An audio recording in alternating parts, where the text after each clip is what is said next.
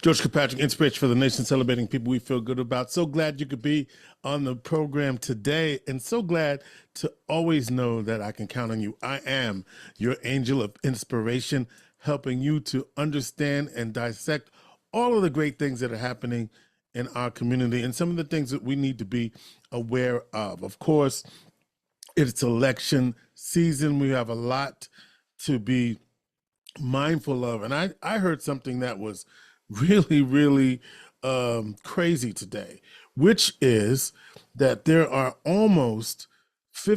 are between 45 and 90,000 unregistered voters in Onondaga County. How is that even possible, right? With what's at stake in this election cycle, how is that even possible? So I'm imploring you to vote. I'm imploring you to use your common sense and pick the right candidate. Now, you know, as far as I'm concerned, who that right candidate is, right? As far as I'm concerned. So over that, and I'm talking about, and I'm not talking about your own personal pocketbook. I'm talking about what's right, what's in the best interest of Black folk, right? We have a despicable man running who makes up stories and has no qualms about it. In fact, makes up stories so bad that a whole town in Springfield, Ohio, who happen to have a large influx of Haitians who are in this country legally through the TPS system, and they have now been terrorized by the dangerous rhetoric of Donald Trump and J.D. Vance, who admit that they made it all up just because. Just like Donald Trump made up that the 2020 election was rigged because he didn't win, just like he's making it up that if he doesn't win this time, it's rigged. And I have people who I know in my life who think that that's okay. Forget about personality. I cannot forget about it. So here's what I want you to know. We've got to vote. And if you want to know what's in that Project 2025, the NAACP invites you to a community conversation at the Bethany Baptist Church, Wednesday, October the 16th at 6 p.m. in the Fellowship Hall, 149 Beatty Street in Syracuse. Dr. Clemmy Harris, who's a former candidate for the 22nd Congressional District and a professor at Utica University, will give a breakdown. And the brother's bad. He can do that. He's going to give us a breakdown of what is in Project 2025, which the Republicans are telling you this is what they want to do. And so, but listen, I got something else I got to share with y'all. NBC News is reporting something really crazy. Are you ready for this? Now, you thought that the Tuskegee experiment was bad. How about this? If you are poor in Texas, what they do to this is what they do.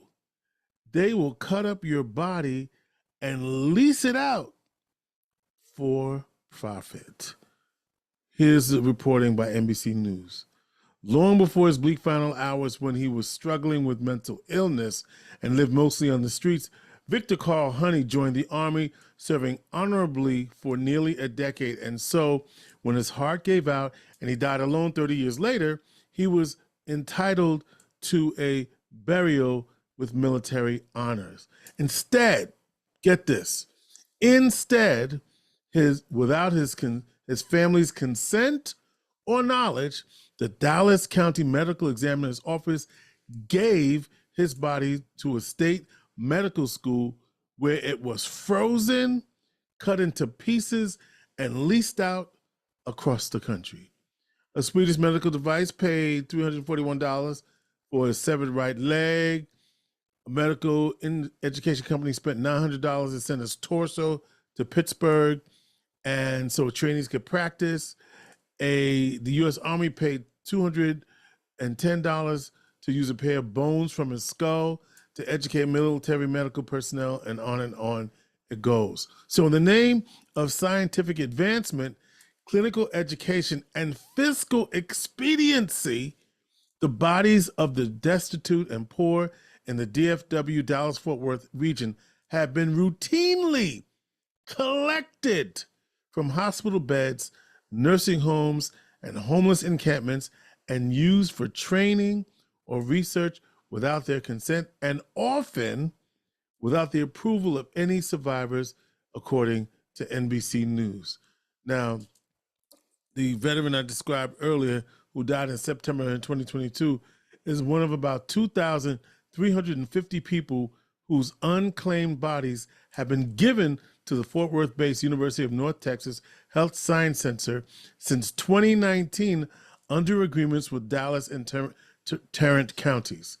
Among these, more than 830 bodies were selected by the Center for Dissection Study.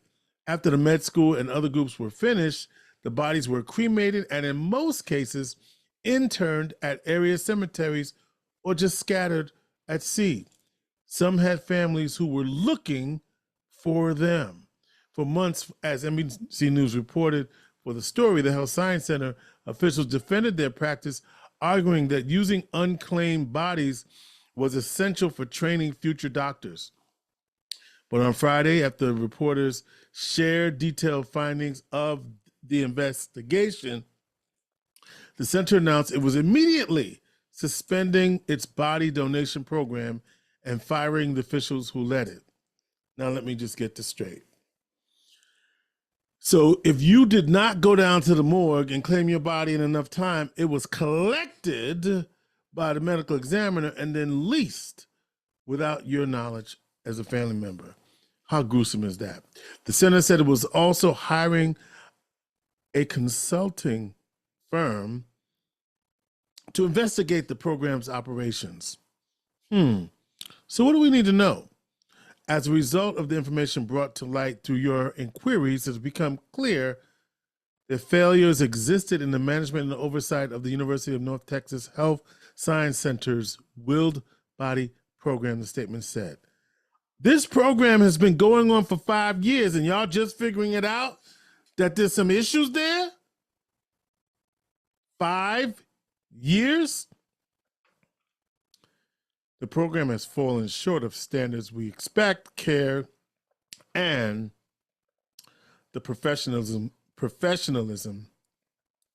that we demand.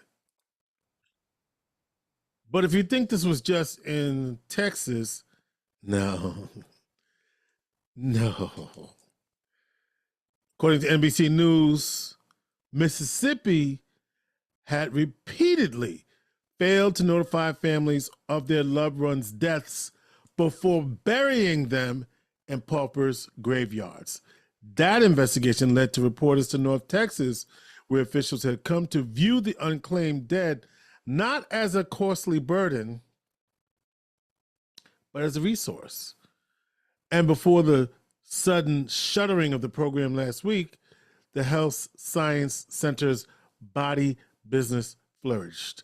Let's go back to the statement.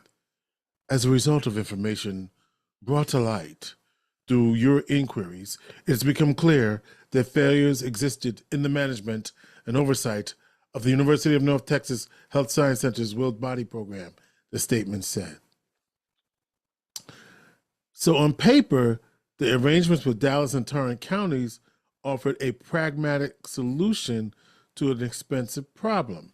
Local medical examiners and coroners nationwide bear the considerable cost of burying or cremating tens of thousands of unclaimed bodies each year. Now, guess what? Guess what the disproportionate representation is of these unclaimed bodies. Yeah, disproportionately Black, male, mentally ill, and homeless. These are the individuals whose family members often cannot easily be reached or whose relatives cannot or will not pay for cremation or burial. So the University of North Texas Science Center used some of these bodies to teach medical students.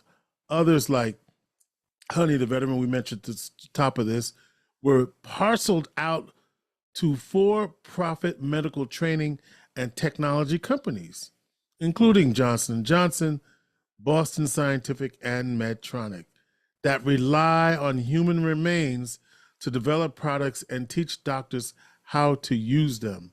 The Health Science Center advertised the bodies as being of the highest quality found anywhere in the U.S. Sickening. Sickening. And this is happening, folks, right underneath our very eyes. Right underneath our very eyes. We got to stay woke, folks. We got to stay woke. And when you think about all the bodies that we lost and all the families who were grieving during COVID, and this is what we find out. Let me read the headline for you again so you understand what I'm saying. The bodies of unclaimed individuals were often frozen, cut up, and dissected and leased out without the family's knowledge or awareness, and they have no idea where their loved one is. And Black folk make up the majority of it. And all they can give us is a statement that the standards weren't operating at that they weren't operating at the highest standards. So in summary, the University of North Texas Health Science Center was scooping up bodies of unclaimed individuals and then selling their body parts to companies and other groups around the world for profit.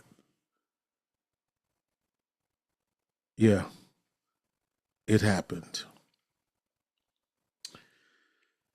We got a lot of work to do, man. We got a lot of work to do. That's why we have to vote. Don't forget October the 16th at the Bethany Baptist Church. And also, let me just also let you know that I'll be working with the NAACP. As I understand, I haven't gotten any paperwork yet. We're working on this over the next several weeks to make sure that you are an informed voter. Did you get your voter identification envelope in the mail? Let me share it with you what it looks like. All right, so did you get this envelope in the mail? So for me, it's from the Onondaga County Board of Elections. Can you see that? From the Onondaga County Board of Elections, right? And so this is so you can sign up and vote by mail. And so in order to do that, you have a postage paid envelope, which is here. And then this is the form you fill out to ask for it's the New York State early mail ballot application. And guess what? Your name and address are already filled out. So all you have to do is sign it, and then you can have this mailed to you. You can also go to the Board of Elections and you can actually bring this to the Board of Elections. Now you have until the day before the election to do this, but if you mail it, you have to get this to the County Board of Elections no later than the 10th day before the election. So let's get out our phones, boys and girls. What's 10 days before November the 5th?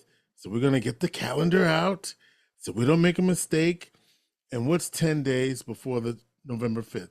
Should be November 25th, right? Well, let's count, boys and girls. 1, 2, 3, 4, 5, 6, 7, 8, 9, 10. So you have to get it in by October the 25th in order. It has to be mailed before that day. The ballot itself will either be personally delivered to the Board of Elections. You have to deliver it personally to the Board of Elections or mail it by the close of polls on election day or postmark by a governmental postal service no later than the day of the election and received no later than 7 days after the election. But all that's written on here. You fill this out. Oh, guess what? I didn't have to count. They even have a calendar. They even have a calendar. All right.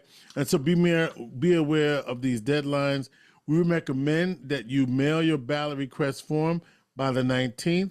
And the last day to receive this is October the 26th.